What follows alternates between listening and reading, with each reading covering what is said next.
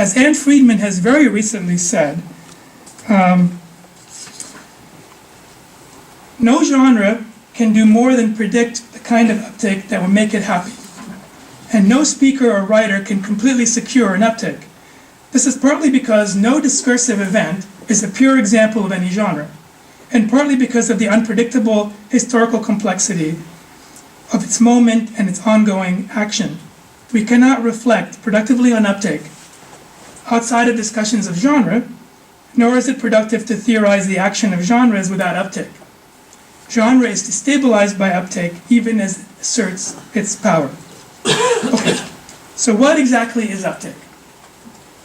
Now, within speech act theory, from which it sort of has its roots in linguistics, uptake traditionally refers to how an illocutionary act, saying, for example, it is hot in here, with the intention of getting someone to open the window to cool the room, gets taken up as a perlocutionary effect, someone subsequently opening a window, under certain conditions. There needs to be windows, there needs to be someone who can reach them, and so on. They can be openable. The important thing to note in this commonly used example is how a perlocutionary effect, the taking up of a speech act, involves the embodiment of an illocutionary act. There's a body in motion and time that takes up an utterance. And that uptake is subject to a complex set of conditions that inform its movement.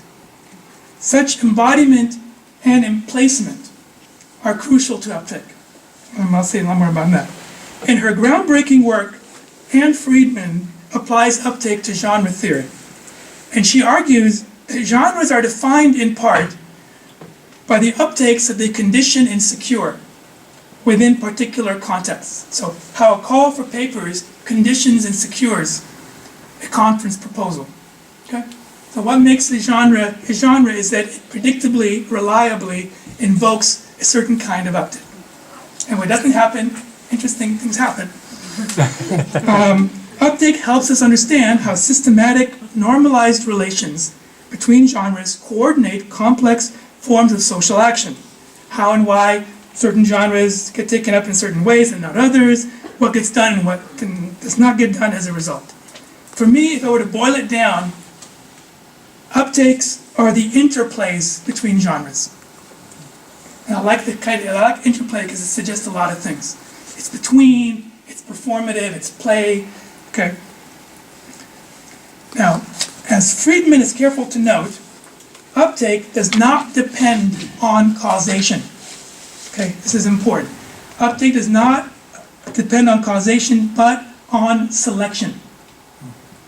Uptake, she explains, quote, selects, defines, or represents its object.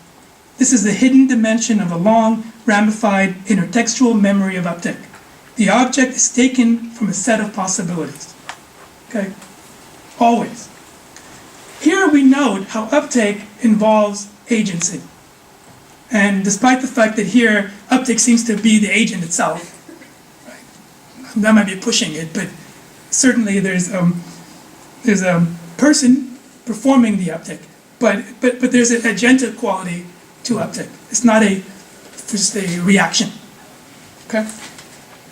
So it is not a directly causal form of agency.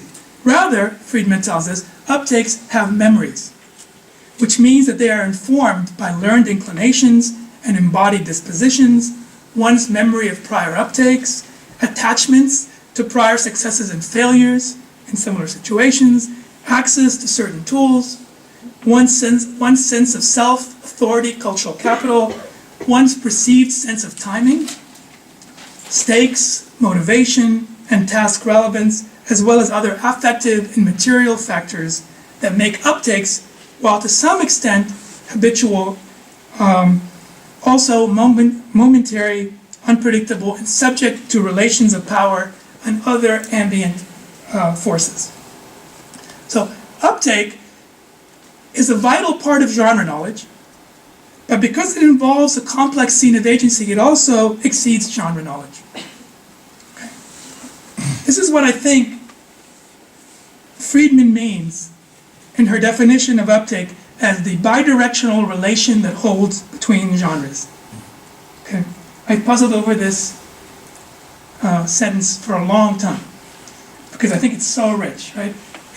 The key word here is holds, okay, which suggests a relational force, or again, an interplay that operates between genres. For me, the most interesting thing about uptakes is that they compel us to pay attention to the historical material conditions and dynamics of agency and power that function in between, hold together, and shape genre performances.